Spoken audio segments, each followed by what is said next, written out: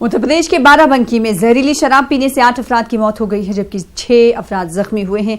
जख्मियों को अस्पताल में दाखिल करा दिया गया है। ये मामला रामनगर थाना इलाज के रानीगंज का है। बताया जाता है कि शराब ठेके से खरीदी गई थी। पुलिस मामले की तहकीकात कर रही है।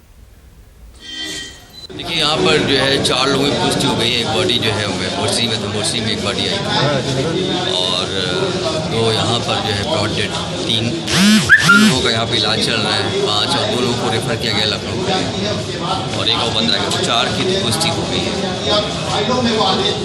अच्छा, क्या हुआ था, किस तरह से घटना हुई है?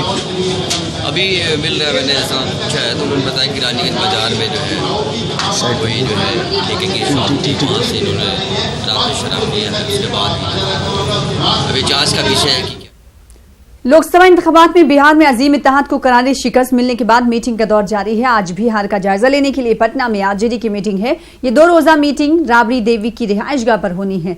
आपको बता दें कि इंतखाब में आरजेडी का खाता भी नहीं खुल पाया था।